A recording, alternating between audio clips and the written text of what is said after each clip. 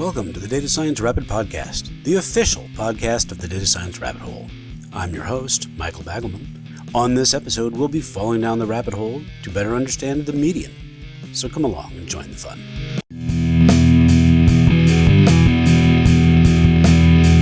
The Data Science Rabbit Podcast with your host, Michael Bagelman.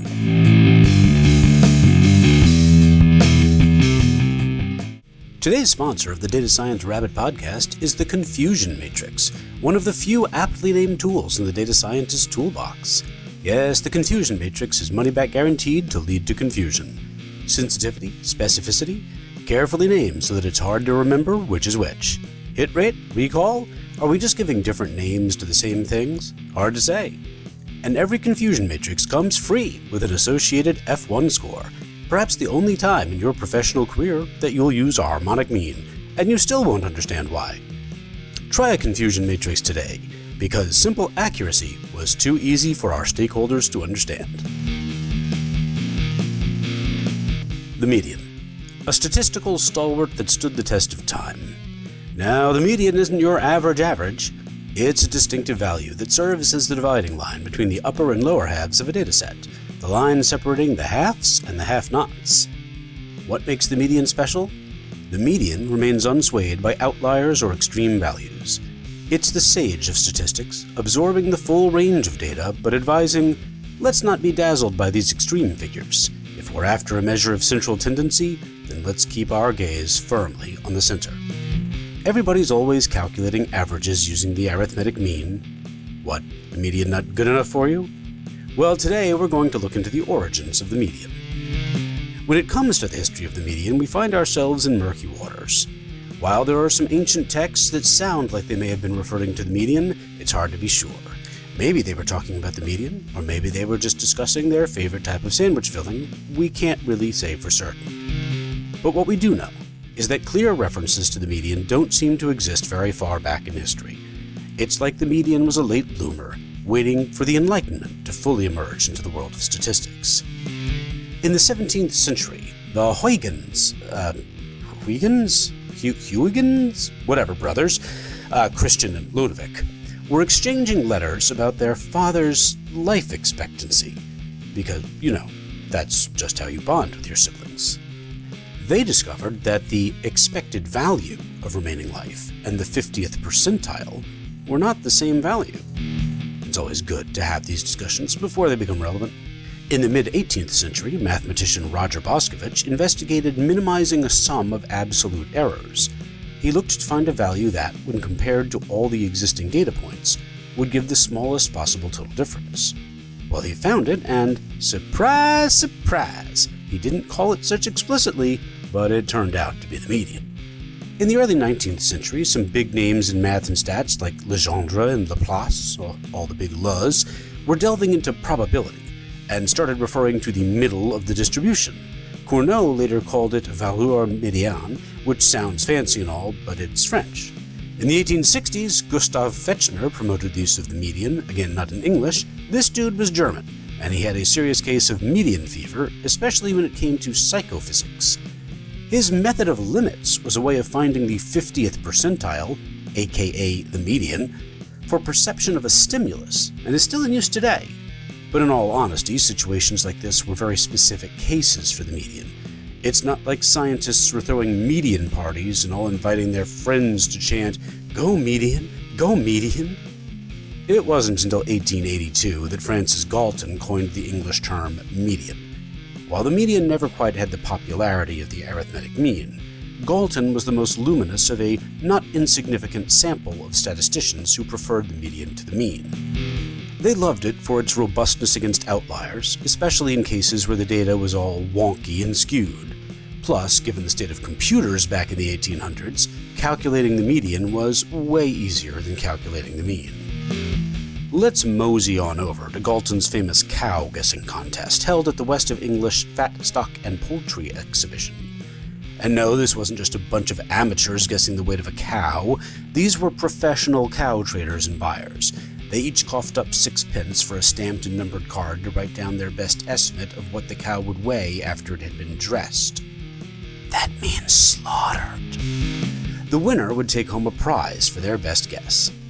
Galton's paper, published in Nature, is short, more like a letter to the editor, but Galton describes his methodology and reviews the data, even name-dropping Fechner at one point. When Galton published the results, he didn't use the mean to calculate the average of the guesses, like a typical Joe Schmo statistician. Instead, he opted for the median.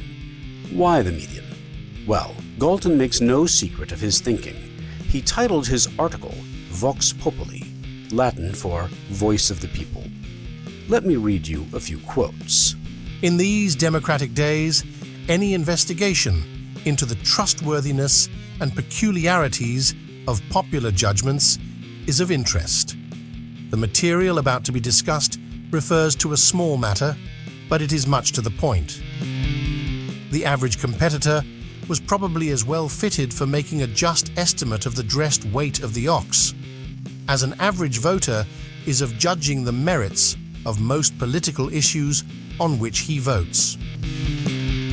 And this next quote is particularly important.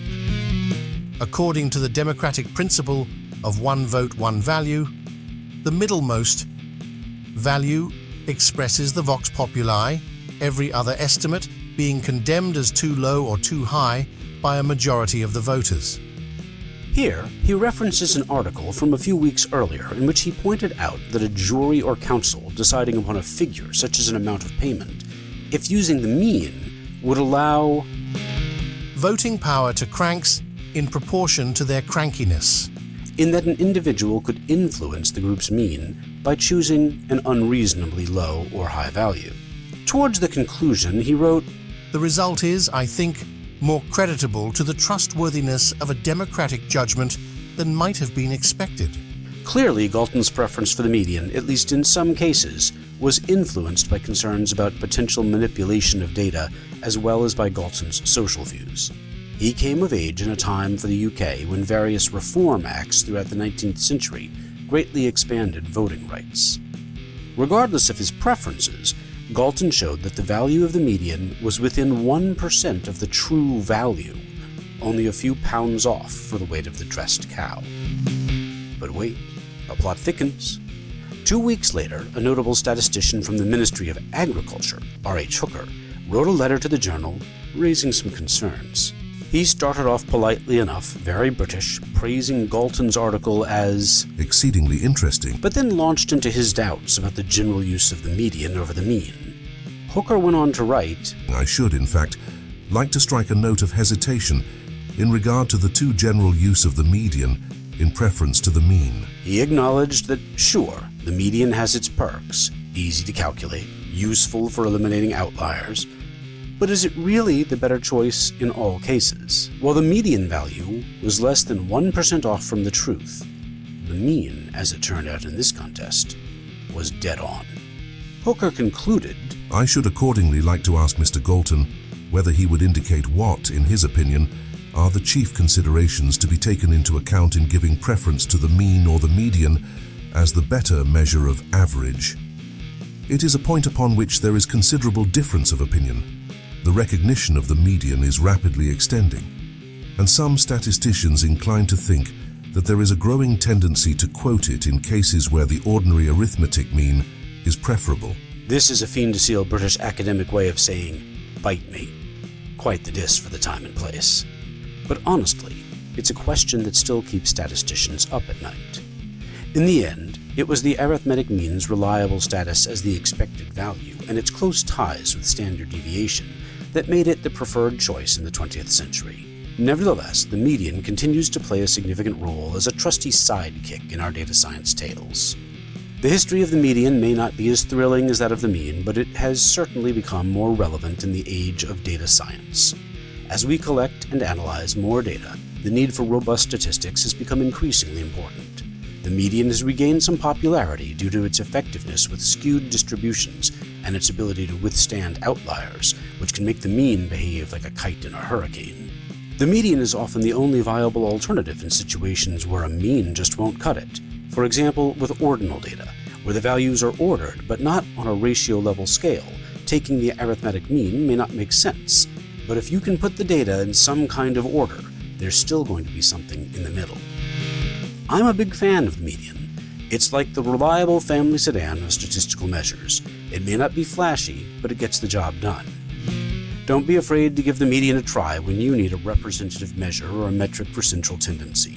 And if any snobby data scientists give you the side eye for using it, just tell them you're an independent-thinking, open-minded iconoclast and they're just being mean. Hey, I'm a data scientist, not a comedian.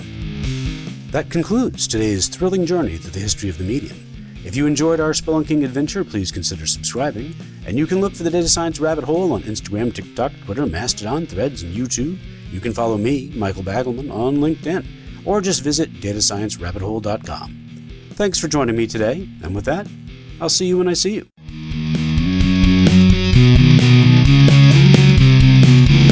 This has been the Data Science Rabbit Podcast, produced by the Data Science Rabbit Hole.